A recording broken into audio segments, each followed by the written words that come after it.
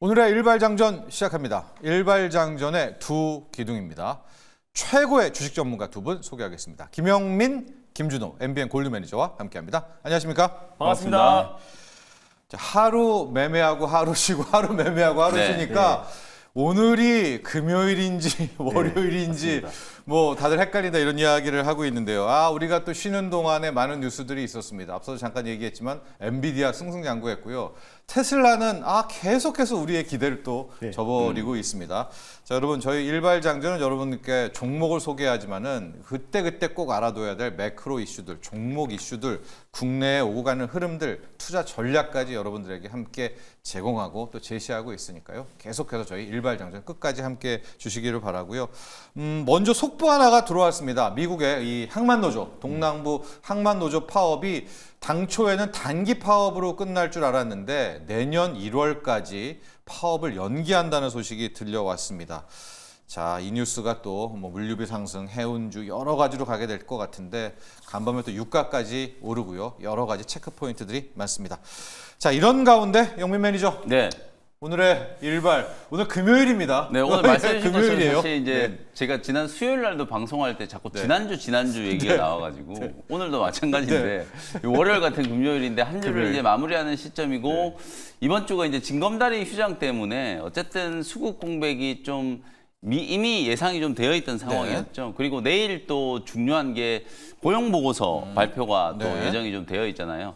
제롬 파월 연준 의장이 이번 주에 지난 9월 FOMC 이후로 처음으로 이제 좀 공식 석상에서 이제 연설을 좀 했는데 금리 인하에 대한 속도 조절 얘기를 좀 하면서 아마도 이제 이런 부분들이 전체적인 이제 시장에 좀 부담을 주지 않았나라는 생각도 조금 있거든요. 뭐 지정학적 리스크도 좀 있습니다만 저는 이제 파월 의장의 이제 금리 인하 관련된 발언 이게 이제 이번 주는 전체적으로 이제 조금 시장에 이제 부담을 좀 줬다 이렇게 이제 보고 이런 대내외적인 이제 이슈들을 조금 피해갈 수 있는 전쟁 리스크에다가 뭐 항만 노조 파업에다가 뭐 여러 가지 이제 지표들도 확인해야 되는 이런 이제 대외적인 리스크를 좀 피해갈 수 있는 업종으로 오늘도 저는 이제 제약바이오 업종을 한번 선택을 좀 해봤고요.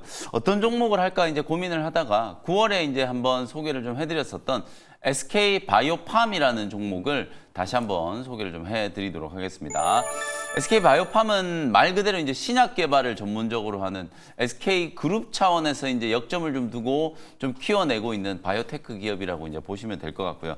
2019년에 뇌전증 신약 엑스코폴이라고 하는 걸 이제 미국 FDA의 품목 허가를 이제 받고 2020년부터 이제 판매를 시작했는데 그동안에는 사실 이제 크게 두각을 좀 나타내지 못했다라고 말씀드렸잖아요. 뇌전증이라고 하는 게 뚜렷한 이제 치료제가 없는 상황이어서 어찌 보면 이제 마케팅 역량을 가지고 현업에 종사하는 이제 치료를 담당하는 의사들과 그리고 이제 환자의 보호자들을 직접 이제 설득을 하면서 마케팅 활동을 이제 전개를 좀 했는데 그게 한 3년간의 이제 성과들이 올해부터 이제 가시화되기 시작했다. 현재까지 벌써 4건의 이제 수주 공시가 이제 공개가 좀 됐었는데요. 지난 5월 31일 날 이제 880억 원 정도 규모 대규모 이제 수주 공시가 있었고 6월 25일 날 1,100억 원 규모, 7월 18일 날 462억, 최근에는 또 9월 달에는 200억 원 정도 규모로 추가적인 이제 수주가 진행됐거든요.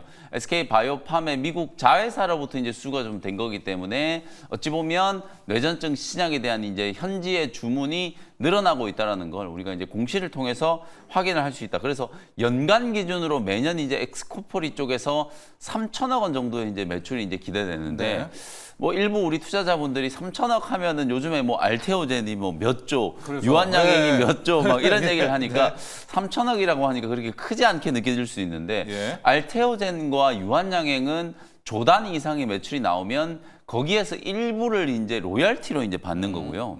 지금 엑스코폴이 SK 바이오팜의 엑스코폴이 같은 경우에는 판매되는 거 본인들이 독자적으로 개발한 거기 때문에 이거 로열티를 받는 게 아니라 판매되는 매출 그 자체에서 이제 마진이 남는 건데 실제로 이제 의약품 생산하는 것 자체, 생산 단가 자체는 그렇게 높지 않기 때문에 많게는 뭐 마진율이 60%를 넘어갈 거다. 혹은 제가 이제 마케팅 비용 감안해서 정말 보수적으로 잡아도 한 40에서 45% 이상은 넘어갈 거다. 그러면 만약에 3천억에 마진이 60%라고 하면 영업이익이 1,800억이에요. 네. 이게 이제 매년 발생한다라고 하면 어마어마한 거거든요. 그렇죠. 그렇기 네. 때문에 SK 바이오팜 많은 분들이 뭐 좀 고평가다 이런 얘기들도 좀 있었습니다만 앞으로는 절대 SK 바이오팜이 고평가다라고 얘기할 수 없을 정도로 엑스코프리의 이제 매출 자체가 상당히 좀 안정적으로 이제 매출이 좀 나올 걸로 기대가 좀 되는 상황이었기 때문에 신약 개발하는 기업치고는 저는 상대적으로 오히려 조금 더 가격적인 매력이 있지 않나 네. 이런 생각이 좀 들고요. 최근에는 또 중요한 이제 포인트 중에 하나가 우리가 이제 퓨처캠 얘기하면서 우리가 네. 방사성 치료제가 항암제 시장에서 다시 주목받고 있다 이런 네. 얘기 많이 드렸었는데 7월 달에 SK 바이오팜이 이 방사성 후보 물질 라이센스 인 계약을 체결을 했어요. 네. 우리가 보통 이제 라이센스 아웃을 좋아하잖아요.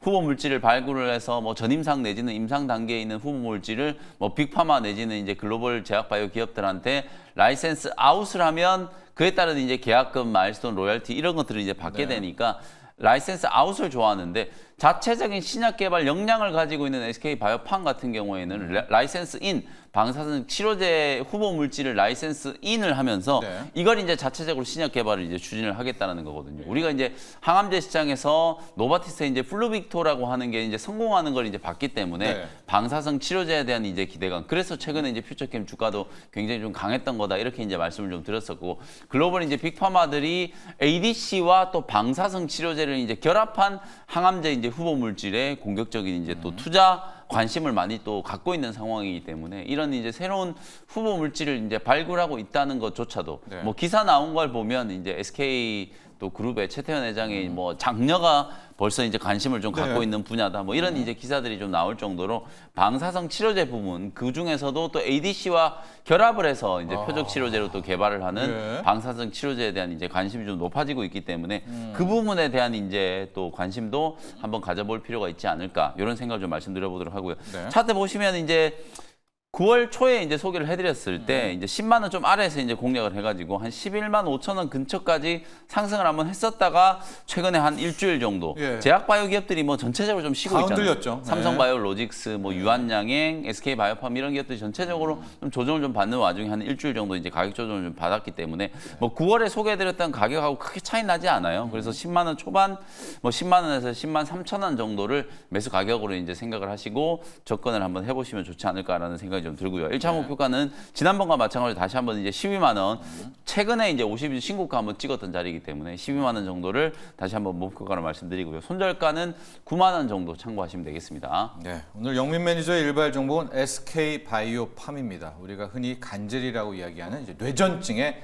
치료제인데 이게 독자 개발이 포인트잖아요. 맞습니다. 엑스코프리를 꼭 네. 기억하시면 될 것 같고 아까 미국 매출이 이제 뚜껑을 열어봐야 되겠지만 3천억은 네. 이상 넘을 네. 것이다. 이제 그게 한번 자리 잡으면 이런 약은 계속 처방하니까 그렇죠. 내년에도 뭐 내년, 후년에도 내후년 계속 이어질 수 있는 더 거니까. 커지면 커졌지 작아질 수는 없기 때문에 그렇다면은 뭐 마진율 70%대까지 생각할 수 있다. 여기에 좀 포인트를 잡고요. 이뿐만이 아니라 또 이야기해 주신 방사선을 이용해 가지고 ADC를 결합하는 또 새로운 성장 동력도 있다. SK 바이오팜 점검해 봤습니다. 자, 여기에 붙이는 종목 준호 매니저 가볼 텐데 네. 오늘 몇 시일지는 모르겠지만은 민주당이 맞습니다. 오늘 금투세 어쨌든 입장 전한다라고 하니까 뭐 금투세 폐지든 유예든 가장 네. 좋아하는 거는 이제 바이오잖아요. 네. 제일 큰 손이 많으니까. 맞습니다. 예. 실질적으로 이제 금투세 관련해서 이제 한 달 뒤로 결론을 내겠다라고 했을 때도 가장 먼저 주가 조정 흐름이 나줬던 게 아무래도 제약 바이오 대형 섹터였어요. 바이오죠. 네. 그래서 오히려 좀 가격적인 좀 매력은 생겼고 네. 그래서 금투세 관련해서 결론이 한 달 지연됐다라는 소식이 나줬을 때 밀렸던 부분들은 빠른 속도로 그렇죠. 회복되지 네. 않을까라는 관점에서 바이넥스라는 기업을 오늘 탑픽 종목으로 예. 한번 붙여보도록 하겠습니다. 아무래도 생물보안법 통과에 있어서 가장 큰 수혜주로 네. 부각되는 거는 바이넥스고 바이넥스. 뭐 네. CDMO뿐만 아니라 주요 고객사가 뭐 유한양행 또 그리고 이제 셀트리움, 뭐 SK삼바 뭐 등등등 이제 특히나 바이넥스 같은 경우는 이제 CDMO 쪽의 어떤 매출이 빠르게 급부상하고 있는 기업이기도 하고요. 그래서 뿐만 아니라 바이오 시밀러 관련해서 이제 매출 성장이 나와준다고 했을 때 오히려 바이넥스의 출하량은 늘어날 수밖에 없다라는 관점에서 최근에 이제 바이오 섹터 섹터가 똑같이 조정 흐름 나와줬어요. 네. 삼성바이오로직스도 이제 그 6% 이상의 하루의 조정 흐름이 나와줄 만큼 큰 폭의 조정 흐름이 나와줬는데, 그래서 바이오 섹터가 좀 안정을 찾고 금투세 관련해서 최소 2년 이상의 유예가 나온다고 했을 때는 전반적인 어떤 저가 매수가 유입된다라는 관점에서 그동안 특히 CDMO 쪽에 좀 상승을 견인했던 바이넥스가 다시 한번 직전 고점을 돌파할 가능성이 높다라는 판단에 바이넥스를 한번 붙여보도록 하겠습니다. 그렇습니다. 바이넥스. 셀트리온이 키우는 건 아니라 하여간 셀트리온과 좀 연관가 돼 있는 네. 좀 중소 강한 이제 강한 기업, 뭐 중소기업 이런 얘기 많이 중견기업, 하는데 작지만 강한 기업, 새로운 또 CMO, CDMO의 바이넥스. 오늘 금투세 유예든 폐지든 민주당이 좀 확정을 해주면 어쨌거나 바이오들 쪽에 네. 그동안에 또 낙폭 컸던 데들을 한번 진짜 체크를 해보시면 좋을 것 같고요. 자, 오늘 이렇게 보니까 리뷰를 할 때 우리 김준호 매니저에는 넥스트 칩이 있고요. 네. 영민 매니저는 테크윙이 있는데 요걸 가지고 앞서 얘기했던 엔비디아와 테슬라 네. 웃음과 불안 이야기를 좀 해봐야 될 것 같아요. 맞습니다. 먼저 준호 매니저한테 이 넥스트 칩과 또 그동안에 슈어 소프트테크 등등이 있었기 때문에 자, 테슬라가 갑자기 맞습니다. 갑자기 예? 갑자기 이래요. 예. 테슬라가 사실상 지금 이틀 동안 한 7% 이상의 네. 급락이 나왔는데 예. 사실 인도량 발표하기 전에 네. 계속해서 지금 이제 생각보다 이번 3분기부터는 차량 인도량이 되살아나기 시작했다라는 네. 이제 보고서가 일제히 쏟아지면서 사실상 지금 기대에 대한 어떤 부분들이 적용되면서 큰 폭의 상승 네. 흐름이 나아졌었는데 오히려 인도량이 발표하고 나서 오히려 예상치를 하회했다는 소식이 예. 나와주고 있어요. 네. 이게 원래 제가 잠시 후에 좀 소개해드릴 종목에서 말씀드리려고 그래요? 했었는데 네. 자료를 한번 보여드리면서 네네. 말씀드리도록 하겠습니다. 일단 테슬라가 이제 인도량을 하회했다라고 하는데 일단 제가 첫 번째 가져온 자료는 일단 이제 30개의 기관이 이제 인도량에 대해서 이제 목표치를 전망치 설정을 했잖아요. 내놓죠. 전망치를 컨센을. 설정했잖아요. 네. 근데 이제 30개의 기관에서 사실상 1978대 네. 그러니까 한마디로 평균이 46만 2천 대가 반올림했을 때 그 정도의 지금 이제 평균 인도량을 예상을 했습니다. 그래서 이게 테슬라의 3분기 인도량 컨센서스다라고 보시면 될 것 같은데 거기에서 또 유일하게 또 이제 사실상 지금 이제 바클레이만 한 47만 대를 예상했고요. 그렇죠. 그 우리- 외에는 네. 사실상 46만 대 전후로 예상했기 때문에 평균적으로 아무리 반올림한다고 하더라도 46만 2천 대였다. 그리고 이제 3분기 인도량을 이제 발표를 했어요. 네.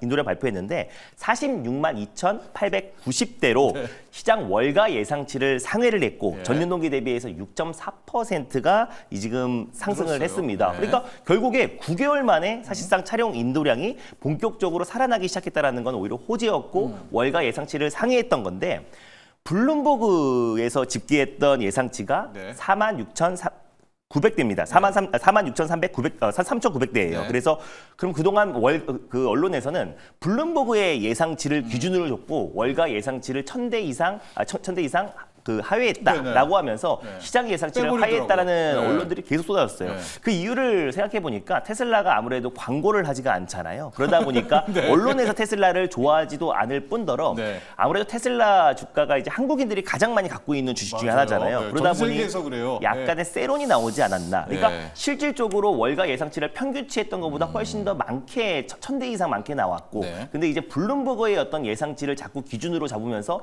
언론들이 이제 보도를 하다 보니까 1,000대 이하의 어떤 이제 하회했다, 예상치를 하회했다라는 소식이 나와지면서 밀렸던 부분이다. 근데 다만 9개월 만에 지금 이제 전기차 판매량이 살아나고 있다라는 거는 오히려 긍정적인 부분이고 전년 동기 대비해서 6% 이상 상승이 나왔습니다. 그래서 많은 지금 이제 방송에서도 계속해서 지금 이제 월가 예상치를 하회했다고 하는데 하회한 게 아니라 네. 블룸버그 예상치를 하회했다라고 블룸버그 보시면 될 것 같고 컨센을 30개 기간, 네. 블룸버그 포함한 30개 기간의 어떤 이제 그 평균 예상치를 보면 46만 2천 되고 그 예상치는 상회했다라는 거를 참고하셨으면 좋겠고요. 네. 그러면 ESS 매출이 아니냐. 그래서 그것도 자료를 준비했는데 네. 전분기에 워낙에 잘 나왔잖아요. 사실상 지금 2분기에 1분기 대비해서 거의 100% 성장하면서 ESS에 대한 매출 기대가 너무 컸는데 전분기에 워낙에 잘 나왔기 때문에 6.9 기가와트시로 전분기 9.4 기가와트시 대비해서 네. 26% 감소한 거지. 이미 지금 이제 3분기까지의 ESS 매출이 이미 작년 2023년도 매출을 이미 상회한 상태예요. 네. 그래서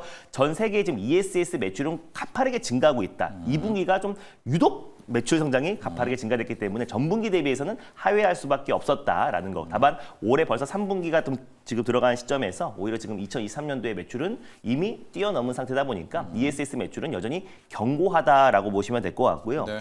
그리고 또 이제 오늘도 한 3% 이상 빠졌잖아요. 네, 저기 나오네요. 리콜입니다. 맞습니다. 네. CIO 이제 네. 사태도 사이하고. 있고요. 또 그리고 사이버 트럭 이제 전략 리콜이 네. 있는데 27,000대 미국에 있는 전 차종 사이버 트럭이 다 그 리콜이 됐다고 해요. 그게 네. 후방 카메라 오류래요. 결함인데 네. 우리가 이제 후진 기어를 넣었을 때 바로 이제 떠야죠. 뒤에 화면이 나와야 네. 되는데 그 화면이 이제 데이터 오류로 네. 안 나온대요. 2초 정도 이제 지연된다고 합니다. 그래서 이거는 OTA 소프트웨어 업데이트를 통해서 충분히 가능하다고 테슬라가 밝혔어요. 그러니까 우리가 직접 그 차를 끌고 우리 AS를 받고 이런 게 아니라 그냥 OTA 서비스로 전 차종이 다 같이 업데이트되면서 이건 충분히 고칠 수 있는 버그다라고 좀 발표했기 때문에 뭐 크게 걱정할 필요는 없다라고 보고 있고요. 뭐 CIO 한 명의 이제 사태가 될지 안 될지는 모르겠지만 네. 사퇴한다고 사임한다고 하더라도 사실 지금 누구 한 명, 임원 한 명이 사임한다고 해서 테슬라가 아예 방향이 바뀌는 건 절대 아니다. 심지어 일론 머스크가 사실 경영에 참여를 제한적이라고 한다고 하더라도 이미 시스템 자체가 구축되어 있는 기업이다 보니까 그것 또한 사실 일시적인 하락이다. 그렇게 봤을 때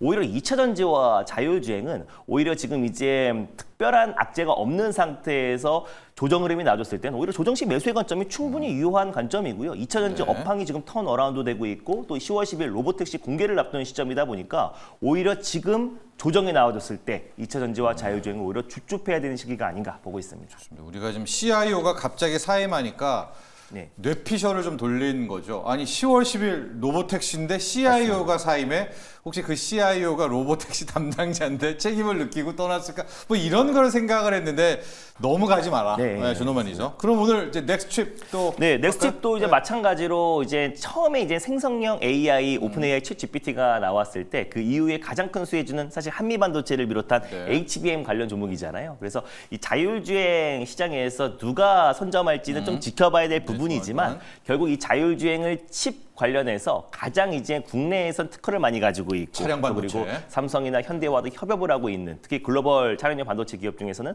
뭐 NXP라든지 또 ARM 또 ST 마이크로 일렉트로닉스와도 협업하고 있는 넥스팁이 그래도 수혜를 받지 않을까라는 관점에서 말씀드렸었는데 그래도 최근에 차량용 반도체 안에서도 안정적인 움직임 보여주고 있고요.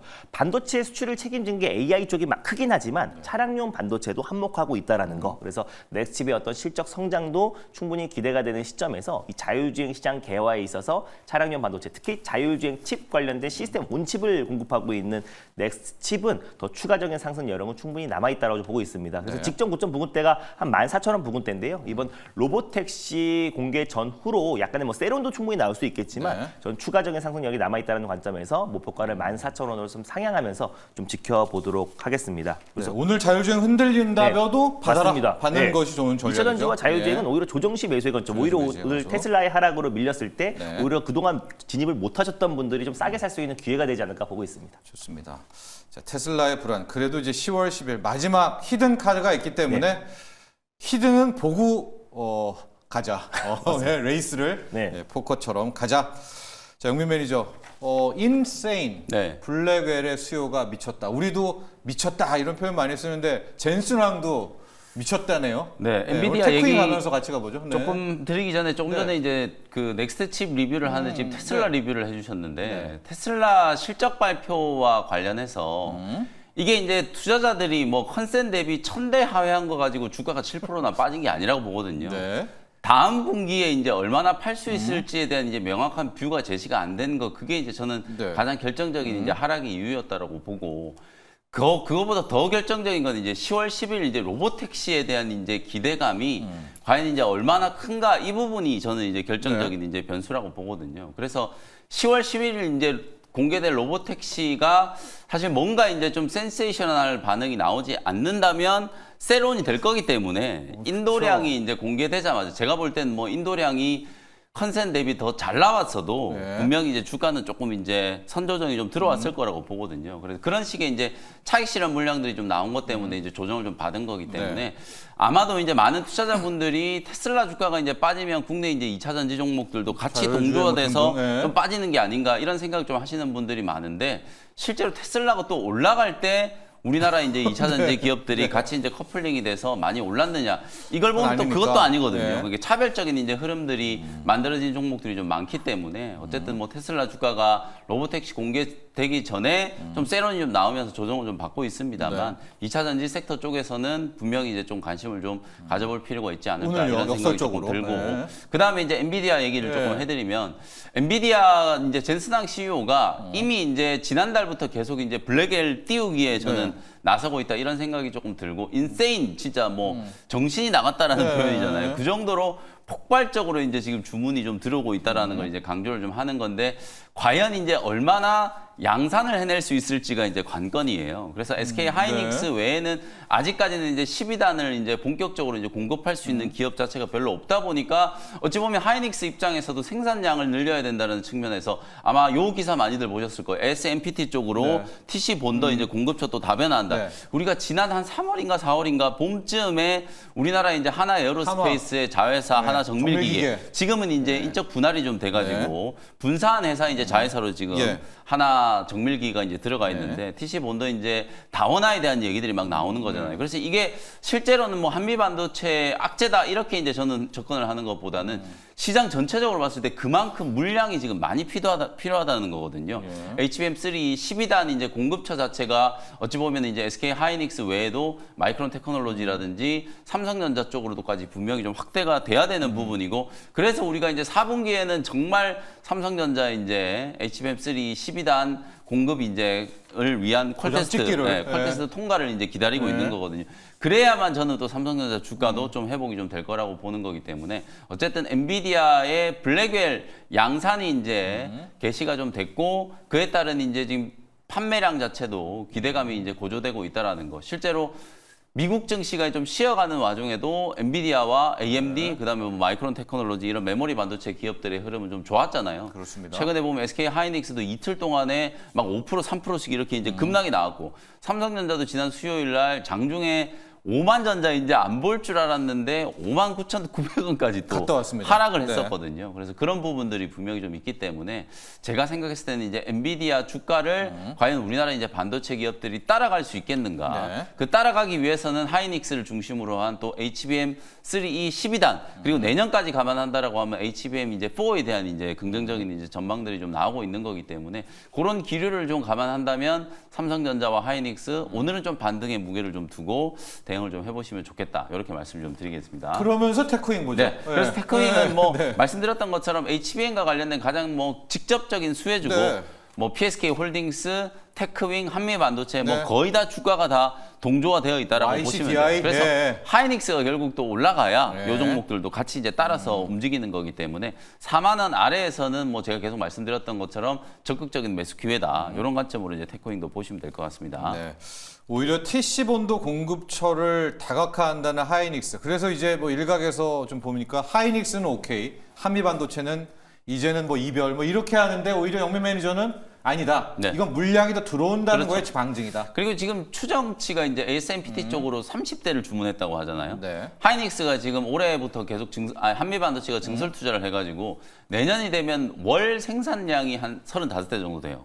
그러니까 이제 물량으로 봤을 때 굉장히 이제 큰 규모는 아니기 때문에 네, 네. SK 하이닉스 입장에서는 이제 TC 본도 공급처 다변화 또 그리고 HBM 12단은 로직 다이 자체가 굉장히 얇아져요. 네. 그래서 우리가 보통 뭐 MR 머프 이런 거 많이 들어보셨을 텐데 거기에 이제 MR 앞에 H 히티드 MR이라는 이제 기술을 적용을 하게 되거든요. 그건 그러면서 뭡니까? 이제 네. 장비를 조금 이제 다변화를 시도하고 있는 거기 때문에 당연히 이제 독점적인 지위 뭐 절대 우위는 한미 반도체가 갖고 있는 거지만 네. 하나 정밀기계라든지 뭐 SMPT 같은 이런 후발 기업들이 이제 추격을 하고 있는 과정에서 어차피 영원히 독점적인 지위를 갖고 있을 수는 없는 거잖아요. 그래서 시장이 이제 확대되는 과정에서 공급처 다변화를 이제 꾀하고 있는 상태다. 이렇게 네. 이제 이해하시면 될 것 같습니다. 좋습니다. 오늘 자, 엔비디아발 훈풍 역시 1순위는 SK 하이닉스고요. 이제 그 밑단에 있는 완전히 친 HBM 쪽 테크윙 한번 점검을 해봤습니다. 뭐 관련해서 YGDI, PSK 홀딩스 오늘 한번 주가 흐름 보도록 하시고요.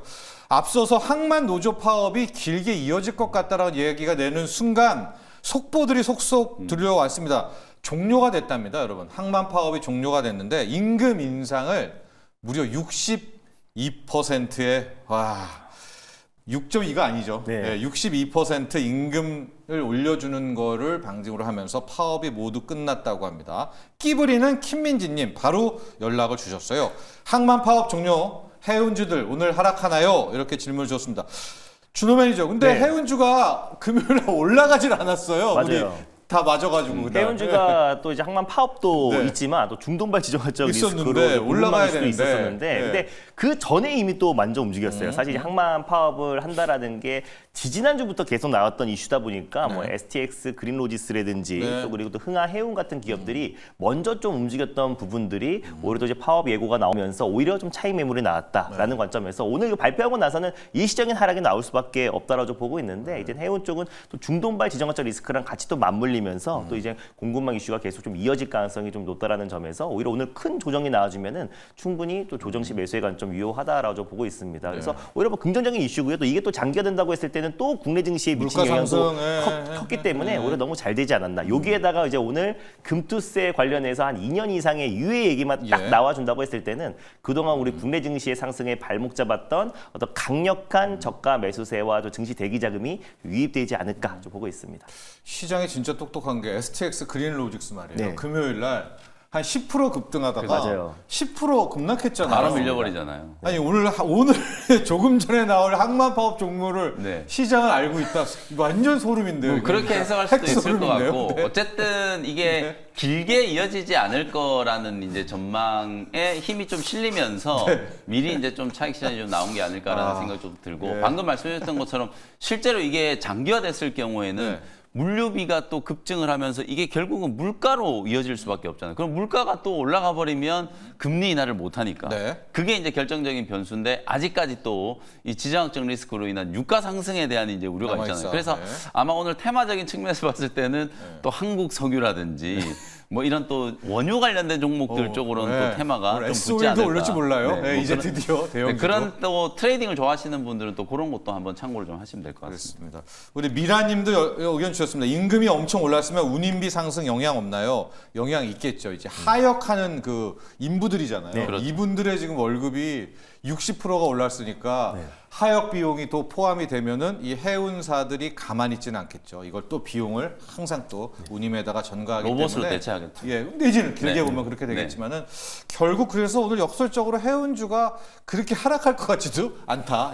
또 국장에 묘한 특기가 있기 때문에 오늘 또 하락하면 또 급등할 수도 있겠다라는 걸로 좀 바라보시고요. 자, 준호 매니저, 대주전자재료 한번 네. 볼까요? 대주전자재료 오늘 일단 뭐 약간 실리콘 테슬라 악재는 있긴 하지만 그래도요. 맞습니다. 네. 그래서 일단 저는 2차전지 쪽은 오히려 그동안 신규 매수를 좀 못했던 분들이 오늘 테슬라발 악재로 인해서 뭐 네. 단기 악재로 인해서 조정이 나와줬을 때 오히려 매수 관점으로 꼭 봐야 된다라고 보고 있고요. 뭐 금리 인하에 저는 최대 수혜 섹터가 또 2차전지가 그 안에 대표다라고 좀 보고 있고 그래서 대주전자 재료는 실적 자체가 이미 좋아지고 있는 상황이잖아요. 아직 신공장이 가동이 안 됐었던 1분기, 2분기에도 사상 최대 실적이 나왔던 만큼 7월부터 본격적으로 이제 가동이 된 상태고 이미 뭐 실리콘 응급제의 채택률이 올해만 2종에서 9종으로 늘어난 상태이다 보니까 앞으로 더 상승이 올라갈 리만 남았다. 결국 이 업황이 턴어라운드 되고 특히나 이제 실리콘 능극제는 에너지 밀도가 높기 때문에 주행 거리가 늘어나고 충전 시간이 5분 안으로 단축한다. 2027년부터 생산할 차세대 실리콘 능극제부터는 충전 시간이 5분 이내로 단축한다고 했을 때는 실제로 내연기관차와 사실상 주유와 속도와 거의 다르지 않거든요. 그렇죠. 그러다 보면은 전기차의 어떤 경쟁력과 대중화가 한 발 더 가까워질 수밖에 없다라는 관점에서 결국 실리콘 능극제의 가장 국내에서는 지금 대량으로 양산할 수 있는 독보적인 기업이기도 하고 또 테슬라가 중국 기업이 아닌 국내 기업과 공급 계약을 체결한다고 했는데 그럼 뭐 대주전자 재료밖에 지금 대안이 없거든요. 그래서 그런 관점에서 전기차 업황 턴어라운드에 있어서 대주전자 재료는 절대 빼놓고 볼 수가 없다라는 관점에서 오히려 오늘 조정이 나와주면 조정 시 매수의 관점 여전히 유효하다. 그래서 목표가는 그대로 두고 보도록 하겠습니다. 그래서 얘도 마찬가지로 14만 원 정도 수준에서 일단 목표가를 좀 잡고 올해 하반기를 편안한 관점에서 지켜보셨으면 좋겠습니다. 네. 자, 준호 매니저가 늘 이야기합니다. 이제 실리콘 응급제 포르쉐만 타야, 타이칸만 타야 들어가는 게 아니라 맞습니다. EV3에도 네, 모급형 모델에도 들어갔다라는 거. 네. 거기에는 대주전자재료의 이 양산, 대량 맞아요. 생산이 있는 거죠. 맞습니다. 예. 하고 이제 실리콘 응급제가 들어가면 전기차 배터리에 또 한 번의 업그레이드가 있다는 점 꼭 기억하시면 될 것 같고요.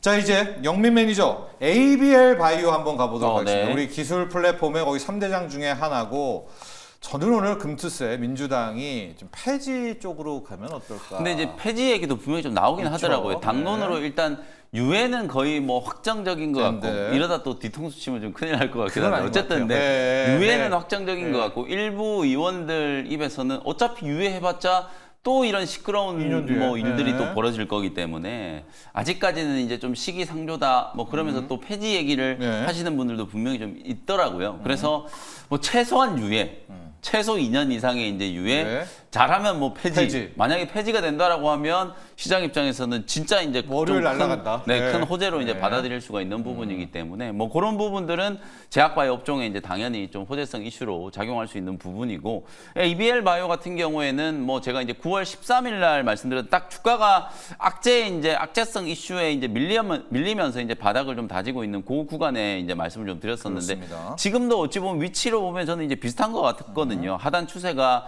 워낙 이제 탄탄하게 지금 잘 형성이 좀 되어 있는 상황이어서 네. 장기평이 좀 밀집해 있는 요 구간에서는 뭐 오히려 또 매수 관점으로 좀 보셔도 예. 될 것 같고 포원비비 지금 항암제와 관련해서 최근에 이제 좀 긍정적인 얘기들이 많이 나오고 있어요. 브리스톨 마이어스 스킵에서 개발한 이제 면역 치료제 옵디보도 지금 ABL 바이오하고 같이 이제 공동 임상을 이제 진행을 하고 있고 엊그제는 또 머크사 여러분들 머크사 이제 키트루다 다들 아시잖아요. 키트루다를 이제 ABL에서 개발하고 있는 ABL 103 파이프라인 이제 임상을 할 때 병용 투여된 이제 임상에 무상으로 이제 키트루다를 또 네. 공급한다는 얘기가 나왔거든요. 그 정도로 또 이 포원 비비 자체가 실제로 이제 뭐 화이자라든지 브리스톨 마이어스 스킵 이런 다국적 기업들이 임상을 추진했던 분야인데 이게 단점이 뭐냐면 이게 간독성에 대한 이제 부작용 문제가 좀 그래요? 심각하게 제기가 좀 되면서 임상에 실패했었던 이력이 있거든요. 예. 근데 ABL 바이오는 이 보험 비비를 활용해서 이중항체 관점으로 이제 접근을 하고 있기 때문에 요 가능성에 이제 주목을 하고 이제 뭐 머크 같은 이런 거대 회사들이 공짜로 이렇게 키트루다를 이제 주면서 병용 투여할 때는 연습해봐라. 분명히 이제 예. 기술적인 이제 가치에 대한 부분들을 어느 정도 인정했기 때문에 이제 그런 네. 이제 시나리오들이 제기가 좀 된다라고 보시면 되거든요. 그래서 그런 여러 가지 측면들을 봤을 때 기술적인 측면에 있어서는 뭐 ABL 바이오를 따라올 기업이 별로 없지 않은가. 특히 이중항체 쪽 최근에는 또 ADC 이중항체 뭐 개발 얘기도 많이 나오고 있기 때문에 모멘텀은 여전히 좀 살아있다. 그래서 뭐 3만 원 정도 전후라면 저는 지금도 적극적인 이제 매수 그리고 이제 단기적으로는 3만 한 5, 6천 원 정도 이제 목표가 보시면 한 15에서 20% 정도 수익 낼 수 있는 구간이기 때문에 뭐 저는 오늘도 ABL 바이오는 오히려 매수 관점으로 대응을 좀 해보시는 게 좋을 것 같다. 이렇게 말씀드리겠습니다. 그렇습니다. ABL 바이오 뭐 정말 내노라 하는 국내 대표 기술 플랫폼 바이오입니다. 그랩바디 T죠? 네, 플랫폼명이. 맞습니다. 그걸 갖고 특히 이제 잘하는 게 이중항체, 두 개의 항체로 단백질 결합을 해서 들어가는 건데 얘기해 준 듯이 지금 머크사, 브리스톨 마이어스 스퀴브 등등이 이제 해봐라. 네. 한번 해봐라. 그렇죠. 그냥 해보라고 하진 않았겠죠. 그렇죠. 예. 이 무상으로 되면 이제 우리가 옵티보나 해야죠. 이런 키트루다 같은 걸 지원을 받는다는 것 자체가 네. 제가 방금 말씀드렸다시피 어느 정도의 이제 기술력을 되니까. 인정받은 거기 때문에 네. 임상 단계가 이제 지금 1상 뭐 진입하고 있는 단계지만 2상, 3상으로 이제 넘어갈 수 있는 가능성에 대한 부분들도 좀 높게 이제 점쳐질 수 있는 거죠. 네, 그렇습니다. 그랩바디의 ABL 바이오까지 저희가 리뷰를 해봤고요. 자, 이제 오늘 금요일이 되었네요. 네. 전호 매니저. 금요일 날 일발 장전, 일발 종목 네, 뭘로 아까 봤을까요? 말씀드린 것처럼 전공법으로 또 오늘도 2차전지 기업을 가본다. 갖고 왔습니다. 그래서 네. 테슬라 관련된 수혜주는 이미 LNF 말씀드려서 지금 40% 50% 가까운 상승 예. 중이고 뭐 에코프로 머티, 뭐 대주전자 다 말씀드렸는데 네. 오늘 소개드릴 기업은요. 코스모 그룹주의 대표인 코스모 신소재의 모회사인 코스모 화학이라는 화학. 기업을 오늘 한발 종목으로 들고 와 봤습니다. 예. 일단 국내 유일하게 황산 코발트를 생산하는 업체예요. 그래서 황산 코발트는 2차전지 양극재에 들어가는 핵심 소재다라고 보시면 될 것 같은데 네. 드디어 이제 코스모 화학이 빛을 볼 때가 됐다. 왜냐하면 네. 그동안 중국의 어떤 주가 황산 코발트에 어떤 맞서서 2011년부터 꿋꿋하게 생산을 해왔거든요. 그래서 뭐 국내에서는 뭐 국내 기술로만 뭐 건설 운영 기술 또 그리고 습식 재련 기술 관련해서는 국내 최고일 수밖에 없는 게 국내에서 황산 코발트를 생산하는 기업은 코스모화학이 유일하다 보니까 당연히 국내 최고 기술을 가지고 있고 다만 지금 탈중국화가 더욱더 지금 속도를 내면서 중국산 소재라든지 뭐 광물, 장비, 부품 이런 것들을 다 지금 배제하고 있는 상황이다 보니까 그랬을 때 지금 당장 또 황산 코발트를 공급할 수 있는 기업은 코스모화학이 국내에선 유일하다라는 점에서 충분히 2차전지 업황이 살아났을 때 가장 빠른 속도로 회복되지 않을까. 그래서 에코프로 머티도 지금 최근에 2차전지 대장 역할을 하고 있고 대전자 재료도 마찬가지고 코스모화학도 마찬가지인 거는 가장 핵심 키워드는 아무래도 탈중국화예요. 그래서 탈중국화 그리고 그동안 저가 경쟁을 해왔던 중국 기업들을 맞서서 꿋꿋하게 이어왔던 기업들이 오히려 지금부터는 본격적인 수혜가 되지 않을까. 그래서 아까 테슬라의 3분기 인도량은 오히려 월가의 30개 기업의 평균치는 이미 상회했고 블룸버그 예상치인 44만 3,900대보다는 1,000대 하회했다라는 게 언론 보도로 인해서 밀렸기 때문에 오히려 지금의 조정은 저는 오히려 매력적이다. 왜냐하면 전기차 업황 자체가 턴어라운드 되고 있다는 거는 사실이고 또 그리고 내년 상반기에 만약 모델 2가 본격적으로 이제 양산이 되기 시작하면은 내년 1분기의 어떤 매출 성장도 충분히 기대가 되기 때문에 오히려 2차전지 기업들은 오히려 조정 시 매수의 관점 충분히 유효하다라고 좀 보고 있습니다. 그리고 사실 이산화티타늄도 국내 유일하게도 생산하는 기업인데요. 이산화티타늄 같은 경우는 이 화장품의 원재료예요. 그래서 최근에 화장품 자체 출하량이 이제 급속도로 증가하고 있고 또 그리고 수출량도 계속 늘어나고 있잖아요. 그래서 화장품의 원재료로 국내 화장품 업체에도 지금 이제 이산화티타늄 원재료를 공급하고 있는 기업이다 보니까 화장품 섹터 굉장히 좋잖아요. 그래서 그런 부분에서도 코스모화학이 좀 부각될 가능성이 높다고 좀 보고 있고 전기차 시장이 또 좋아지면 그 다음 타겟은 또 폐배터리예요. 전기차 시장이 대중화되고 나서 더 가파르게 성장하는 거는 이제 폐배터리 시장인데 이미 작년부터 이제 폐배터리 쪽에 투자를 확대하기도 했고 올해 하반기부터 이제 폐배터리 쪽에 이제 숫자가 찍히기 시작합니다. 그래서 실질적으로 니켈이나 이제 코발트 또 리튬 관련해서 실질적으로 좀 생산을 할 수 있는 능력을 가지고 있는 기업이다 보니까 2차전지 업황 턴어라운드와 캐정 극복에 코스모화학도 에코프로 그룹주와 함께 같이 동반 상승이 나올 수밖에 없는 기업이다라고 판단돼서 오늘 조정시 매수의 관점으로 접근하자는 의미에서 가져와 봤습니다. 그래서 오늘 가격 전략이 좀 그것 때보다 중요할 것 같은데 오늘은 조정이 나올 거예요. 나올 수밖에 없는 건데 오히려 그 조정을 이용해서 23,000원을 일단 매수가로 한번 잡고 대응해 보도록 하겠습니다. 그래서 23,000원 부근을 일단 1차 매수로 잡고 대응하셨으면 좋겠고요. 목표가는 일단 3만 원 라인대 이미 또 코스모화학도 9만 원짜리가 지금 최근에 16,000원까지 빠지면서 주가는 이미 거의 80% 이상의 하락이 나와줬어요. 지난번에 LNF도 고점 대비 거의 90%, 80% 하락이 나와줬기 때문에 너무 매력적이다. 우리가 모건 스탠리보다 마이너스 70% 하락된 가격에 사는 거기 때문에 매력적이다 말씀드렸는데 금방 40% 이상 상승 나왔잖아요. 마찬가지로 코스모화학도 이미 고점 대비 거의 90% 가까운 하락이 나와준 종목이다 보니까 가격적인 매력은 충분하고 그리고 이제 그래서 아까 말씀드린 대로 23,000원을 매수가, 목표가는 3만 원 그리고 손절 라인 때는 19,600원을 제시해 드리도록 하겠습니다. 그렇습니다.